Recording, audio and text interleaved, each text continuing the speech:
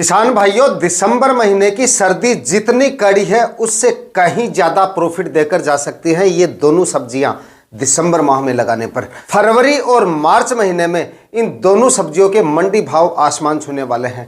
कम से कम दोनों ही सब्जियों के 60-70 रुपए से लेकर कम से कम 60-70 रुपए से लेकर 80-90 रुपए तक के मंडी भाव इन दोनों सब्जियों के आपको मिल सकते हैं।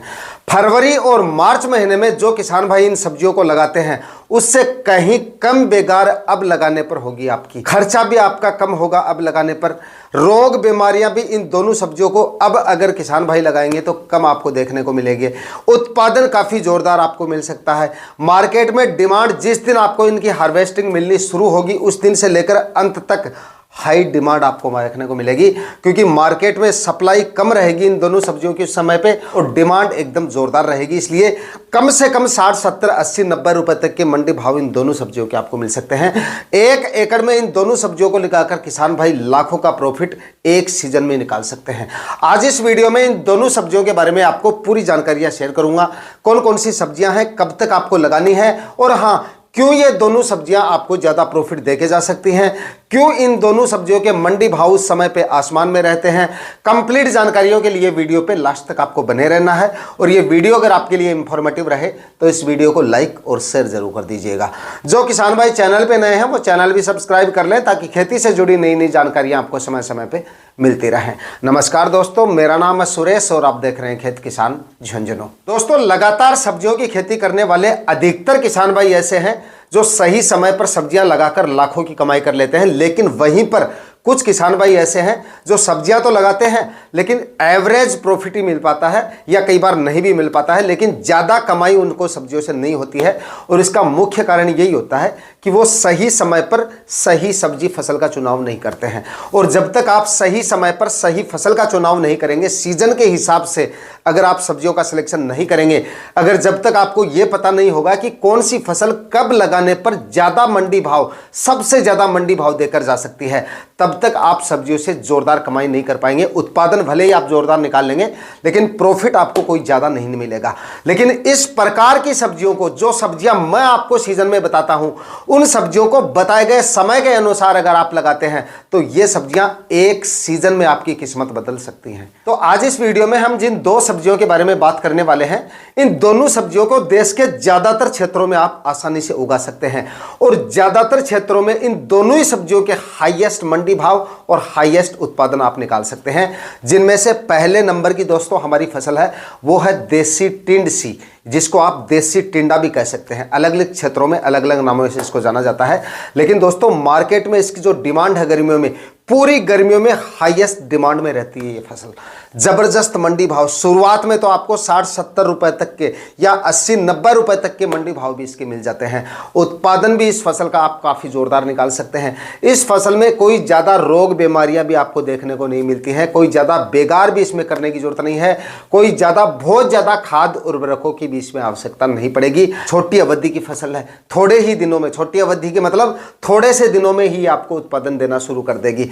बेल वाली जो ज़्यादातर सब्जियां होती है वो 60-65 दिन का समय ले लेती हैं, लेकिन ये फसल 35 से 40 दिन में उत्पादन की स्टेज में आ जाती है, तो जल्दी इसका उत्पादन मिल जाता है। लगाने का खर्चा एवरेज है, रोग बीमारियों का कोई ज़्यादा झंझट नहीं है, मंडी भाव इस फसल के एकदम हाईएस्ट आपको मिल ही जाते हैं। इसलिए कोई भी किसान इस फसल को इस समय पे लगा के जोरदार कमाई आने वाले सीजन में कर सकते हैं। देसी टिंडा लगाने का सही समय कौन सा है? तो देखिए, मैंने आपको बता दिया था कि ये 40-45 दिन में ये आपको उत्पादन देना शुरू कर देती है, यानी थोड़े समय से ये आपको उत्पादन मिलना शुरू हो जाता है। तो इसको ज़्यादा जल्दबाजी करने की जरूरत नहीं है। 10, 15, 20 दिसंबर तक आप इसको लगा सकते हैं, यानी कि 10 दिसंबर के बाद आप इसको कभी भी लगा सकते हैं।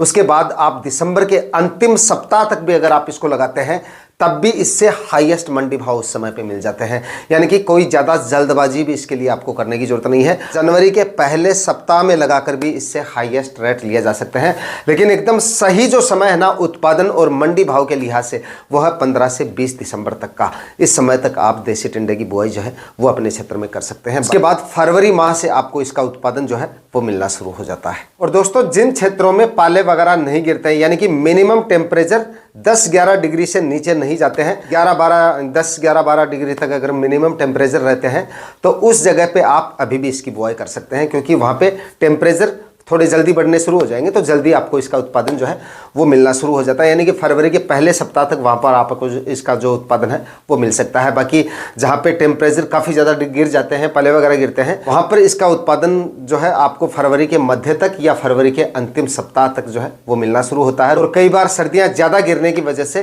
थोड़ा समय ज़्यादा भी लग सकता है, लेकिन जहाँ पे पले नहीं गिरते हैं वहाँ पर आप अभी इसकी बुआई कर सकते हैं। देसी टिंडा लगाने का सही तरीका देखिए, बुआई से पहले इसमें आपको 3-4 ट्राली तो सड़ी हुई गोबर की खाद डालनी है। 3-4 ट्राली डाल देंगे तो बढ़िया काम चल जाएगा, अच्छा उत्पादन ही आपको दे जाएगा। उसके बाद में डीएपी खाद की बात करें तो इसमें 40 केजी आप डीएपी खाद डाल सकते हैं और 25 केजी के आसपास म्यूरेट ऑफ पोटाश और 15 से 20 केजी यूरिया खाद, ये खाद उर्वरक आपको डालने हैं आखिरी कल्टीवेशन से पहले। लेकिन जमीन की तैयारियों में कोई लापरवाही नहीं होनी चाहिए, जमीन की तैयारियां आपको अच्छे तरह से करनी है, वरना फफूंद जनित रोगों का प्रकोप इसमें हो सकता है, जड़ से संबंधित बीमारियां आपको देखने को मिल जाए। तो जमीन की तैयारियां जो है वो आपको अच्छे तरह से करनी है और हर कल्टीवेशन के बीच में एक दो दिन का गैप रखना, मतलब एक कल्टीवेशन आज कर दिया, धूप लगने दीजिए जमीन को, फिर 1-2 दिन बाद में अगला कल्टीवेशन कीजिए, उसके बाद फिर जमीन को 1-2 दिन के लिए धूप में पड़ा रहने दें, उसके बाद में आखिरी कल्टीवेशन करें। उससे पहले ये जो रासायनिक खाद उर्वरक बताएं ये डाल के फिर आपको 6-6 फीट की दूरी पे बेड बनाने हैं।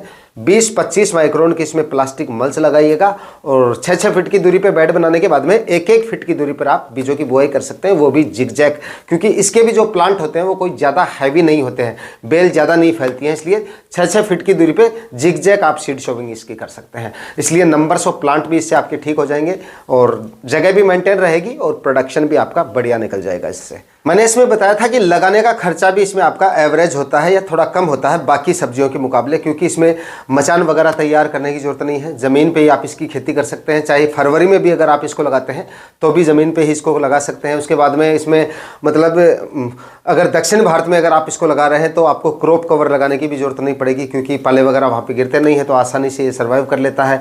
दूसरा, खाद उर्वरक भी कोई ज़्यादा डालने की जरूरत नहीं होती है, बीज का खर्चा भी बहुत कम होता है और फर्टिगेशन भी सीमित करने, मतलब कोई ज़्यादा फर्टिगेशन भी आपको नहीं करने पड़ेंगे, तो बीज का खर्चा काफ़ी कम होता है। लेकिन इसमें मतलब बाकी सब्जियों के मुकाबले इसका बीज आपको काफ़ी सस्ता मिल जाता है। किसी भी सीड स्टोर से आप इसका बीज ले सकते हैं। सीड स्टोर पे अगर आपका इसका बीज नहीं मिलता है तो ऑनलाइन आप परचेज कर सकते हैं। अच्छी वैरायटियों की बात करें तो माहिको की माही टिंडा आती है, उसको आप ले सकते हैं। सागर सीड की नरेश वैरायटी आती है, इसको भी आप ले सकते हैं। 1-2 वैरायटियाँ अगर मिलेंगी तो मैं वीडियो के डिस्क्रिप्शन में लिंक डाल दूंगा, वहाँ पर आप जाके इसको ऑनलाइन भी परचेज कर सकते हैं और मंगवा सकते हैं। दोस्तों, देसी टिंडा जो है ना, ये हमारे क्षेत्र की प्रसिद्ध फसल है राजस्थान की, और बाकी क्षेत्रों में किसान इसको उतना ज़्यादा नहीं लगाते हैं। इसके बारे में अधिकतर किसान तो जानते ही नहीं है, मतलब कि भाई देसी टिंडा नाम की भी कोई फसल आती है, क्योंकि अक्सर किसान भाइयों के अदर स्टेट के जो किसान भाई होते हैं उनके कमेंट वगैरह आते हैं, वहाँ पर किसान भाई इसको लगाते भी हैं, लेकिन ज़्यादातर किसान भाइयों को इसके बारे में नहीं पता होता है। हमारे क्षेत्र में इसको बहुत ज़्यादा लगाया जाता है, लेकिन फिर भी हमारे क्षेत्र में इसकी डिमांड बराबर रहती है और मंडी भाव इसके आसमान में रहते हैं। मतलब शुरुआत में तो बहुत ज़्यादा रहते हैं, सीजन में भी 30-35 या 40 रुपए तक के मंडी भाव इसके रहते हैं। तो अगर आपके क्षेत्र में इसको मान लीजिए काफ़ी कम लगाया जाता है, मतलब किसान भाई इसको लगाने वाले काफ़ी कम हैं, इसलिए इसके मंडी भाव आपको शुरुआत में तो हाईएस्ट मिलते ही हैं, बाद में भी आपको इसके एवरेज मंडी भाव भी आपके क्षेत्र में, अगर हमारे क्षेत्र में 30-40 रुपए की मिल रहे हैं तो आपके क्षेत्र में 40-45 के आराम से आपको मिल सकते हैं। मार्केट में डिमांड इसकी कभी टूटती नहीं है, क्योंकि लगाने वाले किसान भाई इसको कम है, इस वजह से मार्केट में सप्लाई इसकी बिल्कुल कम रहती है और डिमांड एकदम हाई रहती है। दोस्तों, देसी टिंडा किन किन क्षेत्रों में लगाया जा सकता है और कौन सा सीजन इसकी खेती के लिए सर्वश्रेष्ठ होता है? देखिए, देसी टिंडा एक गर्म जलवायु में होने वाली फसल है, मतलब कि गर्मियाँ इसको ज़्यादा पसंद होती हैं। आंध्र जलवायु में भी ये हो जाता है, मतलब कि जो नमी वाला जलवायु होता है, जहाँ पे हवाओं में नमी होती है, वो मौसम इसके लिए काफ़ी अच्छा माना जाता है। लेकिन शुष्क मौसम में भी ये अपने आप को अच्छे से सर्वाइव कर लेती है, मतलब यानी कि इस तरह का मौसम इसको काफ़ी ज़्यादा पसंद है। लेकिन ज़्यादा ठंडी और पाले वगैरह गिरते हैं तो इसमें आपको उचित इंतजाम करने पड़ेंगे, यानी कि ठंड इसको ज़्यादा पसंद नहीं है। जितनी तेज़ गर्मियाँ पड़ेंगी, मतलब कि तेज़ का मतलब है 30-35 डिग्री तक टेम्परेचर रहते हैं और कई बार 37-38 तक भी अगर टेम्परेचर चले जाते हैं भी ये अपने आप को सर्वाइव कर लेती है। सबसे अच्छा मौसम 30, 35, 36 डिग्री तक का टेम्परेचर जो है वो इसके लिए रहता है। लेकिन ज़्यादा टेम्परेचर को भले ये सहन कर ले, लेकिन ज़्यादा टेम्परेचर डाउन हो जाते हैं तो ऐसी कंडीशन में आपको सावधानियां रखनी पड़ेंगी। अगर बहुत ज़्यादा पाले वगैरह गिर रहे हैं आपके क्षेत्र में तो आपको नहीं लगाना चाहिए, या थोड़ा लेट लगाना चाहिए। पाले गिर के रुक जाएं उसके बाद आप लगा सकते हैं, या फिर क्रॉप कवर आपको लगाना पड़ेगा। क्रॉप कवर भी ऐसा लगाना पड़ेगा कि पाले की चपेट में आपकी फसल ना आ जाए। सल्फर वगैरह का आपको इस्तेमाल करना पड़ेगा बुआई से पहले, या अगर आप ऐसे क्षेत्र से हैं जहाँ पे पाले वगैरह नहीं गिरते हैं तो वहाँ पर आप इसको आराम से लगा सकते हैं। मतलब हमारे क्षेत्रों की बात करें तो 20-25 दिसंबर तक जो है इसको लगा दिया जाता है, लेकिन क्रॉप कवर विधि से इसको लगाया जाएगा, पाले की चपेट में आपकी फसल ना आ जाए गलती से भी। अब बात करते हैं दोस्तों अगली सब्जी फसल के बारे में, और इसके भी आपको एकदम हाईएस्ट मंडी भाव 70, 80, 90 या 100 रुपए तक भी आपको इसके मंडी भाव मिल सकते हैं। ये थोड़ा सा आपकी मंडियों पे डिपेंड करेगा, लेकिन कम से कम 60 से 70 रुपए के मंडी भाव अब लगाई गई तोरई के आपको मिल सकते हैं शुरुआत में, और बाद में जाकर भी इसके भाव में उतनी ज्यादा गिरावट आपको देखने को नहीं मिलेगी। जैसे मतलब काफी सब्जियां ऐसी होती है जो शुरुआत में 10-15 दिन एकदम हाईएस्ट मंडी भाव मिलते हैं, उसके बाद में भाव एकदम धड़ाम से नीचे आ जाते हैं। ऐसा आपको देखने को नहीं मिलेगा। शुरुआत में एकदम हाईएस्ट मंडी भाव मान लीजिए 60-70 के मिल रहे हैं, उसके बाद में आपको 55-60 रुपए के मिलेंगे, उसके बाद में 30-40 रुपए के मंडी भाव मिलेंगे, 25 से 30 रुपए के एवरेज मंडी भाव लास्ट तक आपको इसके मिल जाते हैं। कुछ एक मंडियों की मैं कह नहीं सकता, बल्कि ज़्यादातर मंडियों में एवरेज मंडी भाव यानी कि फरवरी मार्च में भी इसको लगाते हैं तो गर्मियों में भी इसके जो भाव है वो 25-30 रुपए के आराम से मिल जाते हैं। बढ़िया उत्पादन देने वाली फसल है। बरसात के सीजन में लगाते हैं तो इसके लिए मंडप वगैरह तैयार करना पड़ता है, रोग बीमारियों का बहुत झंझट होता है, लेकिन उसके मुकाबले अब अगर इसको लगाते हैं ना तो अब हमारा खर्चा इसमें कम होता है, रोग बीमारियां कम आएंगी, मचान का खर्चा नहीं होगा। मतलब बरसात के सीजन में इतना खर्चा करके ये अच्छा प्रॉफिट देके जा सकती है, तो अब उस सीजन के मुकाबले डबल या उससे ज्यादा मंडी भाव आपको मिल सकते हैं। जो किसान भाई अब तोरई लगाना चाहें एकदम परफेक्ट समय है। 10 दिसंबर के बाद में आप कभी भी इसकी बुआई कर सकते हैं। वैसे तो दिसंबर के पहले सप्ताह में भी आप इसको लगा सकते हैं, लेकिन एकदम सही जो समय है ना इसका, थोड़े दिन पहले भी मैंने वीडियो बना के किसान भाइयों को नवंबर में बता दिया था कि दिसंबर माह से आप इसकी बुआई शुरू कर सकते हैं।